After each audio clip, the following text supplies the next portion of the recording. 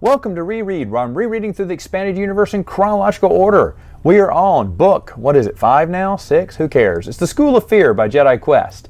And this one, Obi-Wan sends Ferris and Anakin on an undercover mission to a school because there's a missing kid from a senator.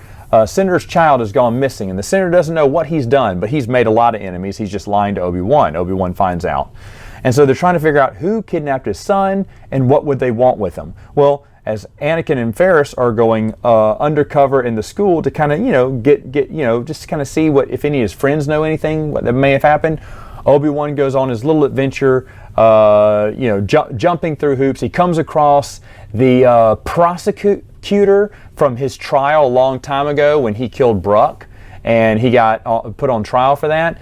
The prosecutor is now a senator, wouldn't you know, and he does not want to work, and he's kind of involved not only with Granta Omega, but maybe this senator too. And so he's always hated Obi-Wan. In fact, the first time Obi-Wan comes into his office and asks for something, he's like, "What do you want?" Killed another Padawan, but Obi-Wan's over that now. It's kind of neat how they're bringing that lawyer back. I did not remember this. I knew there was a lot of people who come back from Jedi Apprentice. I forgot he was in Jedi Apprentice and he gets to come back there. So that was really cool. Let's see, but that's basically Obi-Wan's story as he's trying to figure, and he does figure things out later on. He finds out that the senator's son basically kidnapped himself and that he's been alive the whole time. He's just trying to set his dad up for his eventual murder. Murder, you say? Well, Anakin and Ferris are undercover as students at this academy for rich kids, and Ferris befriends someone who may have information, while Anakin gets into this secret club, like the Dead Poet Society, except they go out and they try to serve out justice to certain planets and whatnot, helping them out for money. It's like a junior A-team or something, if anyone gets that old reference there. And so they decide to bring Anakin into the loop because he's a great guy and he's a good pilot they've seen in some of their classes. So he's going to pilot this and this one mission they really need him for, and they're all in this together. It's like the Three Musketeers, except there's 6 of them. And so they want to go on a mission because they've been hired by a planet to break through some planetary defenses. Don't shoot anyone, don't kill anyone, just show them your defenses are worthless and we can come get you whenever we want. Just kind of scare them. That's all you're going to do. We're not going to fire on them. Well, then later on, right before the mission, Ferris disappears. Well, Anakin's like, where'd he go? Because Ferris and Anakin, of course, they kind of brush against each other the whole time. And it is Anakin's fault. It clearly is Anakin's fault. I know sometimes Ferris is just like, kind of annoying himself and obnoxious, but this time it is Anakin. Anakin's just looking at a competition or confrontation a lot of times that isn't there on Ferris's side. But as Anakin tells Ferris of this mission that he's going to be going on, Ferris is like, you got to be crazy. Don't do that. That could start a war, what you're doing. You need to talk to Obi-Wan. He said, well, I'm going to talk to him later on tonight, when I get back from the mission. He went, no, you need to talk to him now. We need to do an emergency code. And he's like, okay, fine. But then when Ferris disappears, he said, oh, well, I don't know what happened to him. Well, it's okay. I'm going to go ahead and finish this mission, and then we'll resolve everything else, because I know this could maybe lead me into a clue that could find the missing boy. And his logic isn't making much sense, but only to him, because he knows that there's something, the Force is telling him this is a key to something.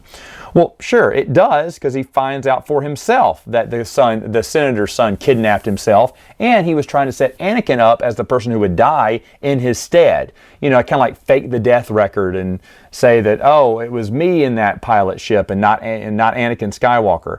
And so, but it turns out that they were going to fire on some ships. Just fire at them. Just not kill anyone, just fire at them. And Anakin disables all the fighter ships.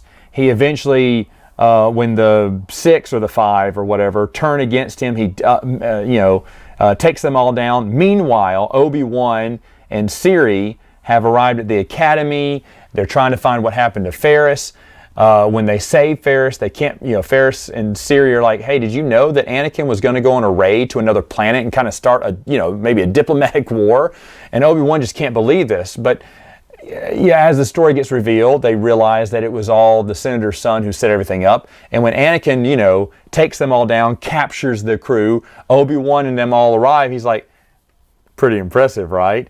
And Obi-Wan is not impressed. In fact, he's angry. He's just trying to control his anger because he said, Ferris was disappeared and you just decided to go on this mission anyway. He went, well, I didn't want to blow my cover. He went, you didn't even tell me that you even think of the ramifications of this. And Anakin's just confused. And it's a great exchange between Anakin and Obi-Wan because Anakin says, I'm sorry, Master. He went, yeah, you seem to say that a lot. It's easy for you to say.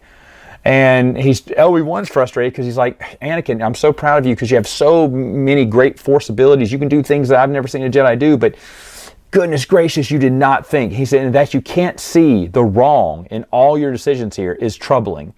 And it's a really breaking point between the two because he's going to take him before the council, which is, I think, how the next book will open up. But anyway, so he's got to go get some Jedi counseling at the end of this. And Anakin is basically confused because he didn't know why Obi-Wan can't see in his way.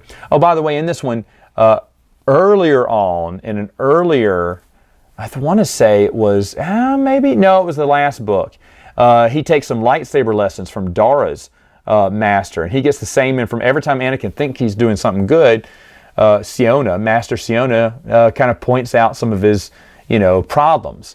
And so all of this is kind of leading into frustration with Anakin, with Obi-Wan, with himself, with, no one can see at his point. And we're starting to see, the makings of Episode 2 version of Anakin Skywalker, which, again, it's frustrating to see that, right? You're like, why is Anakin acting like an idiot? Because that's what he's doing in Episode 2, right? So I really like how Jude Watson writes both of these characters. Again, she's got them down pat. Obi-Wan, Anakin. It's a good relation. You wish that it could be on the up and up, but it's showing, more troubling times for young Anakin Skywalker. Now, does it get better or worse as the next book comes out? Well, you have to find out next time.